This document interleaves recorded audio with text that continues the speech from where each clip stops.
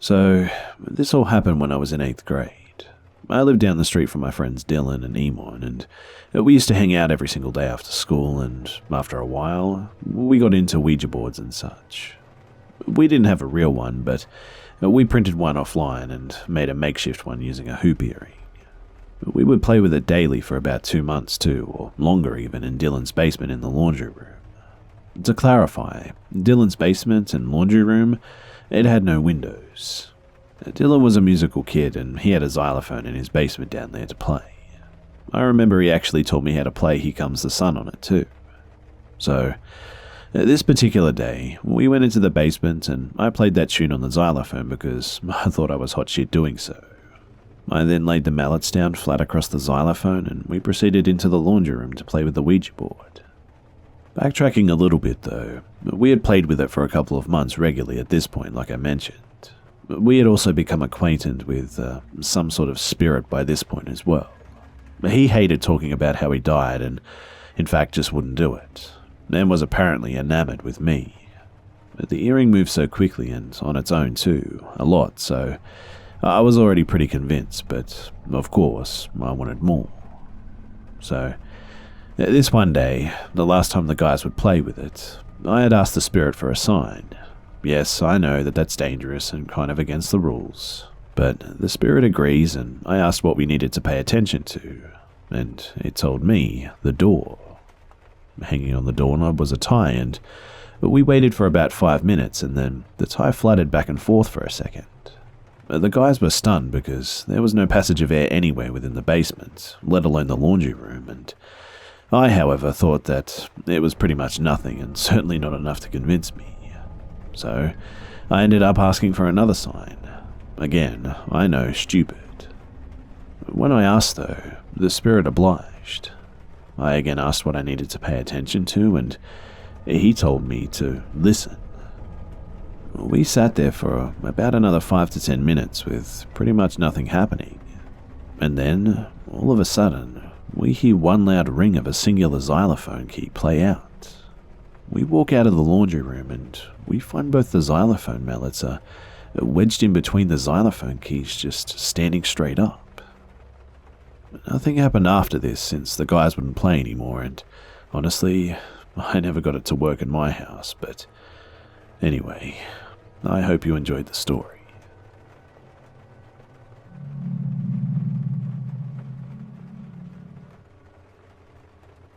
This is my story about my close encounter with death and the unknown one fateful night. Let me preface this by saying that Azusa seems to be a hotspot for paranormal activity and witchcraft. There has also been a handful of Bigfoot sightings there too. So, this is the first time that I've shared this story with someone as well, and it all happened fairly recently, just a couple of months ago in fact. I was driving with my buddies up the mountain road that led to our favourite reservoir to fish. It was about 11 PM and there was zero activity on the road and the night was pretty silent too.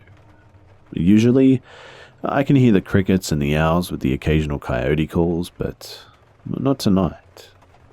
I couldn't tell if this was a good or a bad thing, but I must admit that I did feel uneasy for some reason. I mentioned this to my buddy too, who I'll call Bob for now, and Bob said that he was also feeling a little on edge for some reason too. Luckily, he had his carry permit and is 45, so we ignored this tension that's building up and park at the turnoff that leads to the hiking trail. It's about a 2-mile walk to our spot from the turnoff into thick trees and bush. Our trail is well established and the moon is full, so we didn't have a hard time getting to our spot. The whole time though, it was just complete radio silence, except for the sounds of leaves and twigs crushing beneath our feet and being echoed throughout the reservoir. So, our fishing spot is on the side of a mountain with trees to our left, right, and behind us with the reservoir in front of us and not much space to move. This is relevant to the story because everything went as usual up until about 2:30 in the morning. By this point, we had caught 5 bass between the two of us and were just itching for another bite. Me and Bob were both very silent and focused on feeling the next bite. And that's when we heard a slow and low creaking sound from up the mountain behind us. We looked at each other but shrugged it off, but the sound grew louder and louder until it climaxed with a loud snap. Just as we turned, a large tree about 400 yards behind us and up the mountain begins to fall and slide down the steep mountainside. Along with it, brought some big loose rocks tumbling down too. We start reeling up as fast as we can and run back to the trail to our right and wait for everything to just fall right into the water. The tree got caught on another group of trees about 50 yards from us, and a lot of rocks made it down into the water that we were just fishing in. And holy shit, we could have just fucking died, is what we both said. We were pumped full of adrenaline just trying to cool down too. So we sat on a rock next to the trail and just breathed for a bit. And that's when we heard a loud and bellowing howl that sounded like nothing I've ever heard or probably ever will hear again. If I had to describe it, it sounded like a depressed middle-aged man letting out all his pain in one long howl, with the force of a lion's roar though. In fact, I could feel the vibration in my chest as it let out this chilling cry, and it just felt like it would never end. But when it did, however, it was followed by the sound of something pushing through the trees and brush, walking deeper into the mountains. Needless to say, we got the fuck out of there in record time. Once we got into the car, we felt safe in our modern steel machines, so we lit up on a dab rig to celebrate being alive and making it back another night. While we did make light of the situation at the time, it was definitely because if we had taken a hard look at what had happened, we would have just shit ourselves. Myself and Bob later came to the conclusion that we might have been around a Sasquatch that had broken a tree to mark its territory or something, and we just happened to have been there. We still fish there to this day, and plenty goes on in Azusa Canyon, from ghosts to Bigfoot and everyday horrors like murder and rape and god-awful stuff. Nowhere is safe, but we'd rather be in nature enjoying ourselves than in the city, and at least we get to pick up poison, right?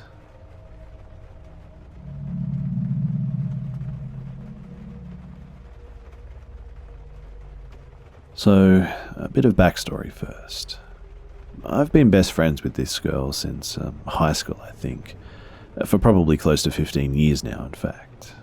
I used to practically spend more time at her house than my own. Her parents are great people, and they treated me like another daughter because my parents are pretty awful themselves. However, my best friend started dating a guy about 1.5 years ago, and since they got serious, we haven't hung out much at all. She has since bought a house and moved in with him too, and I spend a lot more time at their house now, but it's been nearly 2 years since I've spent any time in her parents' home aside from going over there for the holidays and whatnot. At some point though, within the past year or so, her mum got really into estate sales. She would go and buy antiques and then either fill her house up with them or try to resell them on eBay. I don't know if this is related to the experiences that I've been having, but I find it hard to believe that these strange occurrences have nothing to do with all the objects belonging to the dead people that they now have in their house. Anyway, my best friend's parents contacted me about pet sitting for them while they went on vacation for a week. I was glad to do it because I owe them a lot, and honestly, I love their 3 dogs.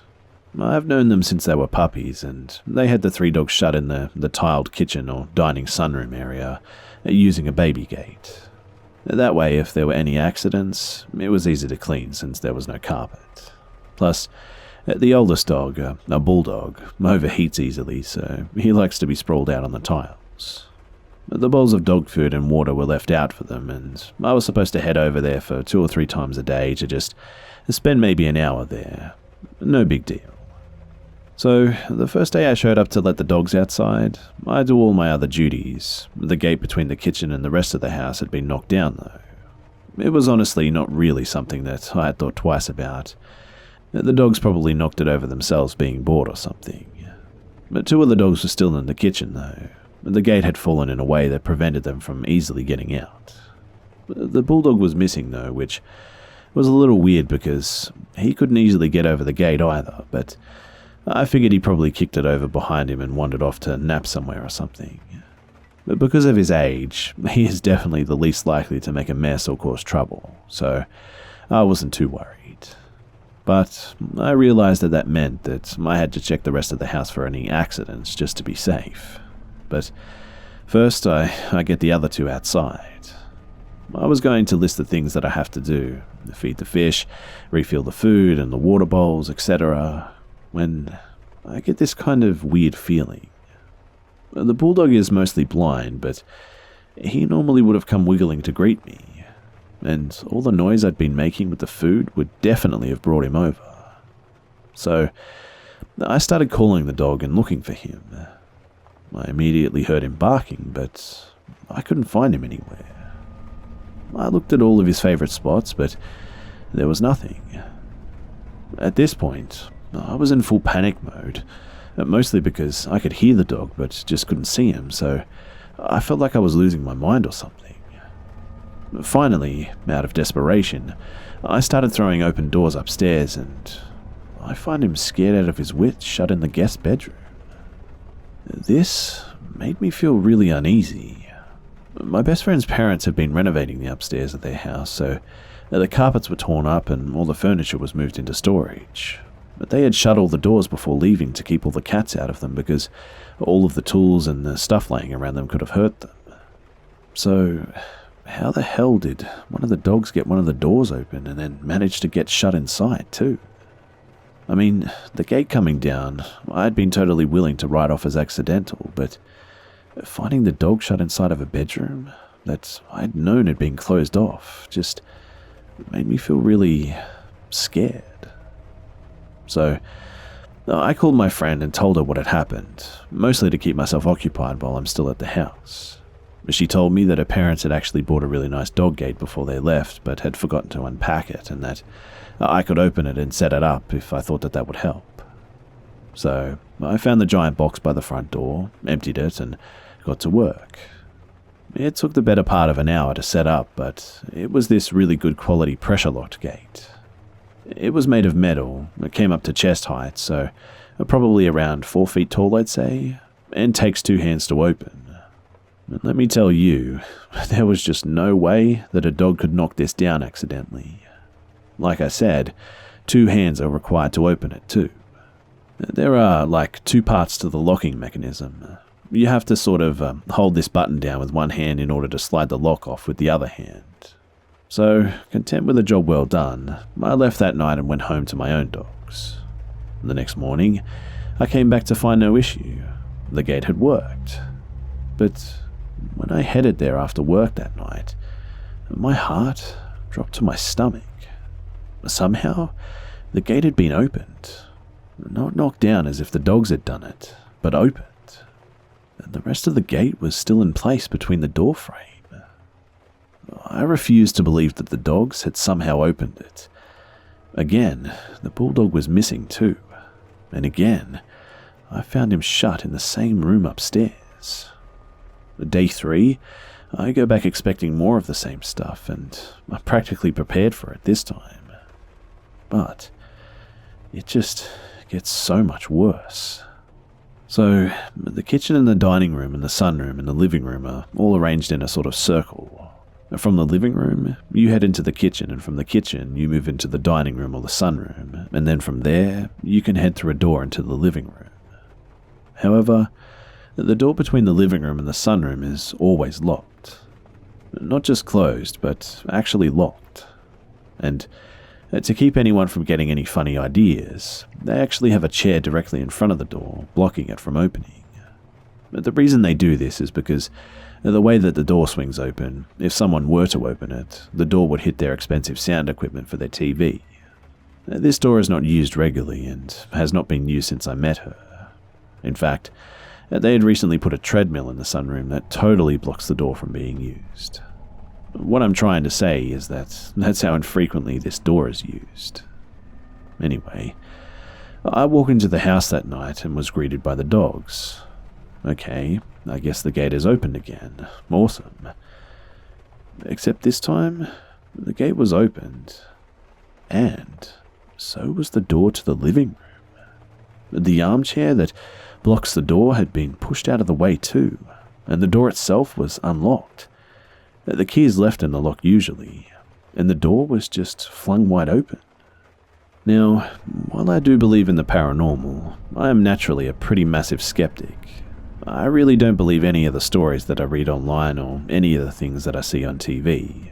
But at this point, I am terrified of my friend's parents' house. I know it hasn't been anything really bad, but I just don't want to be alone when that weird stuff is going on.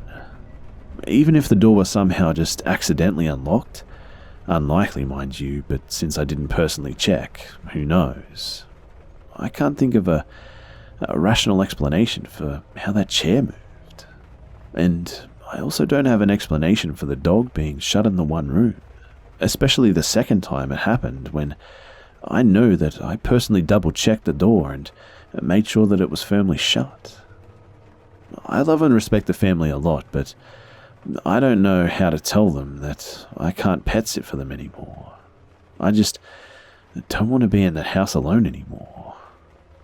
Anyway, I finished the pet sitting many days ago, and I went back a handful of times with either my sister or my best friend, never alone, mind you. And the times I went to check on the dogs with someone else, there was nothing weird. But I'm currently in the talks with them about setting up a camera, so I'll keep you updated if there's anything further.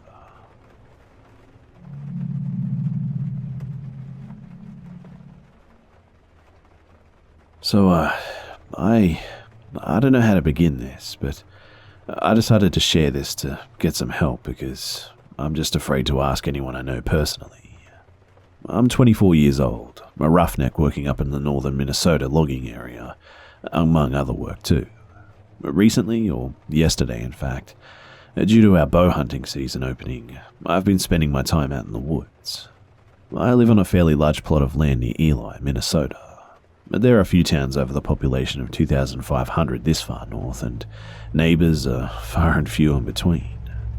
The terrain is really unforgiving compared to the rest of Minnesota too, and this ties into my story. So, here's what happened. I began by climbing into my non-permanent stand about 2.5 to 3 miles from my house in the state forest adjacent to my property. It was opening morning and all was on par. The sun was barely creeping out when I looked off into the woodlands and spotted something really odd. It was a white-tailed deer, perhaps 40 yards away too. The woods up there are so thick that I could only see the body and the neck, and that's what really confused me the most. It was sickly grey, with pieces of dried matted fur clinging to its bony physique. It looked like a piece of roadkill just standing there. I pulled on my backpack that was hanging off to my left for binoculars to get a closer look, and at this time, I had the urge to look back. For some reason, I felt the back of my head vibrate, like little vibrations or something. I felt a cold sweat work its way across my body, and I looked back and I saw the deer now turned towards me. It was taller than a usual deer too, but physically looked inept, if that makes sense.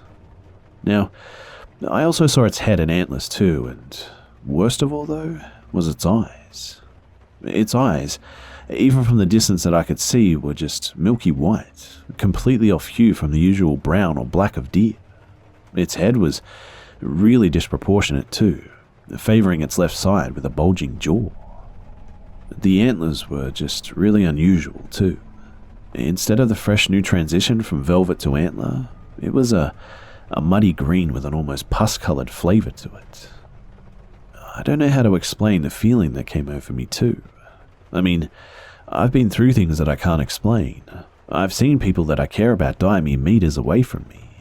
But this is the sole time that I felt truly afraid. I was making eye contact for maybe a minute maximum, blinked, and then this thing was just gone, as if I almost imagined it or something. I still had the overwhelming urge to run too, which eventually I did, and I noticed as soon as I made it down with all my gear that the usual sounds of the forest, they just weren't there. There were no birds, no squeaking of squirrels, not even so much as wind. I mean, The whole forest was just dead silent and still. This all happened yesterday morning, and today I just refused to leave the house regardless of it being my imagination or whatever it could have been. I couldn't sleep whatsoever, and I just had the odd feeling of being watched all night. Any help is appreciated because I need some answers. So, it's the next night now, about 9 p.m. I'd say, and I went through the regular chores and fed the animals on my small hobby farm. As it began to get darker, I got a shiver and that weird sense of being watched again. I tried letting the dogs out so that they can run and use the bathroom, but both my large pit lab mix and German shepherd, they just refused to go outside. Every time I tried to call them out, they just run off to the other side of the house. I can't help but think that something is actually going on here. I'm not trying to be controversial or start a debate or anything, but I know my wits, myself, and this area. The lady friend is coming over tonight and she wants to talk about it too. Again, I'd just really love everyone's opinion if that would be okay. So, I had a good talk with the girlfriend overnight last night, and I've finally been able to relax a bit. I went to bed thinking things had a logical answer to it, and that I may have just been overreacting. I slept throughout the night, and I'm at work at the moment just updating. Unfortunately, though, not all was as perfect as I thought it was. My girlfriend is staying with the dogs until I get home, and sometime after I left, she woke up to hear banging and something going wild outside near the chicken coop. As she walked out once the sun came up, something decently sized got into the coop and just killed every last chicken. I originally thought a fox, but she said that every single chicken was accounted for. None were eaten, they were just killed. I thought that maybe one of the dogs got out, but she was adamant that they were inside our room with her.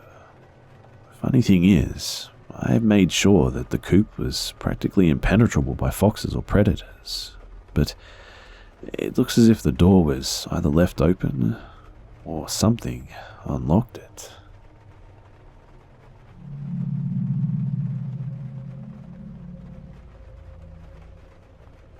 I've been debating on sharing this for a few weeks now, and I figured why not, right? I mean, spooky season is practically here already. So, this happened back in October of 2013, during my senior year of high school. My sister, who could really be called a medium, and I had been browsing the web for urban legends when we stumbled upon an article about a game known as the Game of 100 Candles. In short, this game was a sort of ritual, very similar to the way Bloody Mary is supposed to work. So, to put a long story short, the people playing this game had to light 100 candles and tell a ghost story and then blow out one of the candles. At the end of the game, you should have conjured 100 separate spirits. And, like every ritual game, it warned you to play at your own risk. But, no big deal, right? None of these things are real. So, we found a night where our mum wouldn't be home until after 2 a.m. and planned for our game. My sister, her best friend T, and another friend N, and myself prepared for our night. We waited until our mum left and for the sun to begin to set, and then we proceeded to set up our kitchen. We set up 100 tea candles on the counter and found a box of matches, and as the sun sank lower, we shut off the lights in our house and opened up our glass door, so the smoke from the candles wasn't too bad, and turned off our cell phones. And around 7:30, once it was perfectly dark, we started the game by lighting the candles. At first, we just told light-hearted stories, like I saw a ghost and it went boo kind of thing. As we finished the first 10 candles, there was a palpable change in the atmosphere around us, though. The air had a static feel to it, and the hair on my neck and my arms began to stand on end. As mentioned, my sister qualifies as a medium who can see and feel things that are not apparent to the naked eye, and even she began to squirm in her chair. As we started the next set of candles, 11 to 20 this time, the house became painfully quiet, and the stories also began to grow darker. The stories that we told went from silly folklore to real-time accounts of just strange things that we had seen. As the candles were blown out, we began hearing creaking and cracking around us. Now, we did live in an older house, but the house never groaned or cracked. Well, at least not this loudly before. So, we finished the next set of 10 and everyone playing was visibly beginning to feel uncomfortable. I mean, the laughter had stopped and a more somber tone had taken over. Again, we ignored the strange sounds and just continued to play. As the time passed and it grew closer to 8:45, the game took a sour turn though. The cracks and the creaks became louder and more frequent, and as the 25th candle was blown out, we heard the distinct sound of someone pulling into the driveway, shutting a car door and walking up the deck to enter through the glass doors. We waited, but the motion lights on our driveway just never lit up, and nobody ever came to the door, and then we heard footsteps leading back across the deck and out of earshot. One of our friends suggested that we pause to look outside and make sure our mum had not returned home early or something, and she hadn't. At this point, my sister suggested using a dowsing pendulum. Our friends agreed, and we laid out the rules of clockwise for yes and counterclockwise for no, and saying goodbye and whatnot. My sister then asked the room, "Is someone here with us?" And the pendulum began to rapidly swing in a clockwise direction. Our friend, Anne, asked, "Is there more than one of you here?" And the pendulum began to swing clockwise again.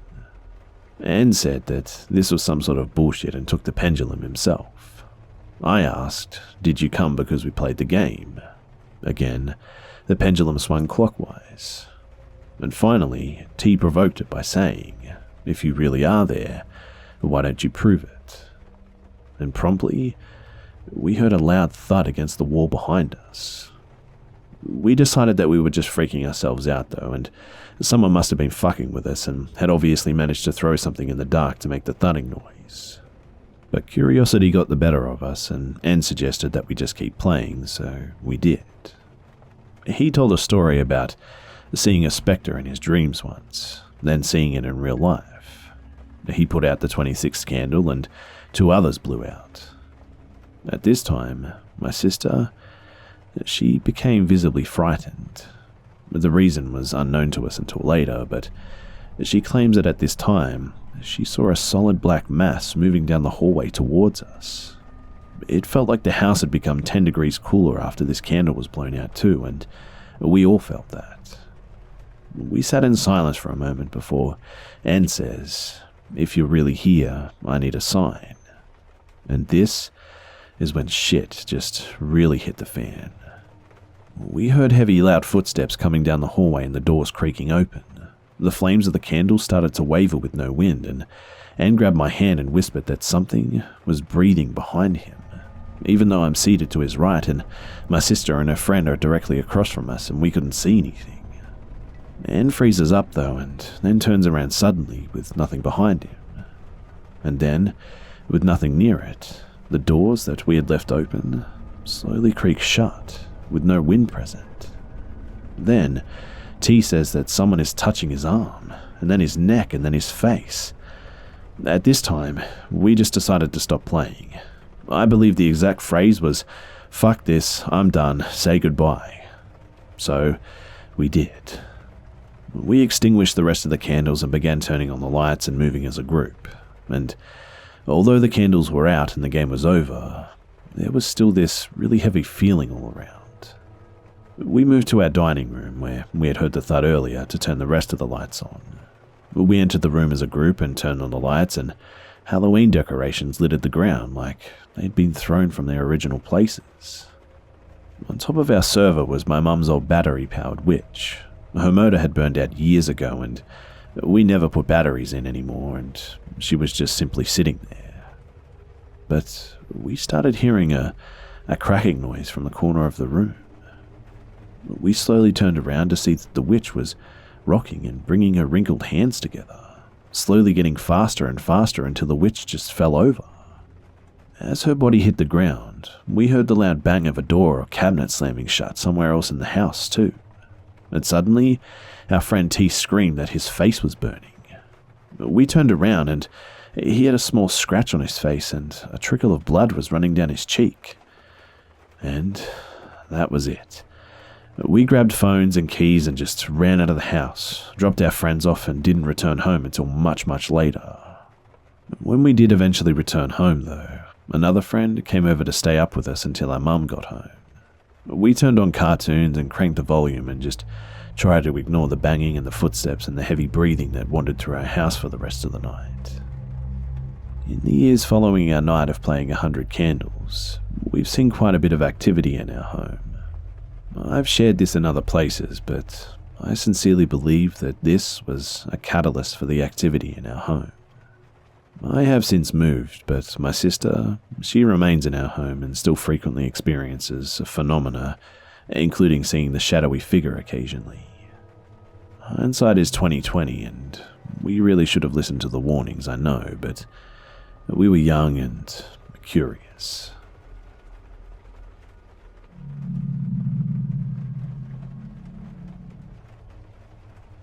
Many years ago, I worked on an ambulance first responding to 911 calls and all that. One day, we were dispatched to a person not acting right type of call. When my partner and I arrived at the apartment complex, the first thing we noted was that all the people, except for the patient that were living in the same unit, they were standing outside with terrified looks on their faces, shaking violently. It was raining and it was nighttime outside, but I quickly approached them and asked what was going on. The 25-year-old male looked at me and said, "Yeah, so we were just playing a game when suddenly my girlfriend just started shrieking and screaming. All the lights went out, including the candles, and then we saw her lay on her stomach on top of the board game. My girlfriend's head, hands, and legs, they all went into the air, and then suddenly she just fell to the floor, stood up, and ran into the back of the apartment." My partner and I then cautiously walked up the steps to the apartment door with the mag lights. The door was already cracked open, so I politely knocked and introduced myself as a 911 ambulance paramedic before walking inside the apartment unit. The light switch didn't work, but I could hear a creaking wooden noise in the background, just squeaking back and forth. All the walls were painted dark colors like black and maroon, and it was obvious that these people liked heavy metal, skulls, and dark paintings because they were represented all over the walls. I started walking through the apartment calling out for the patient, looking for any sign of her. As I walked deeper and deeper into the unit, it just started getting colder and colder. Finally, I saw her in a rocking chair.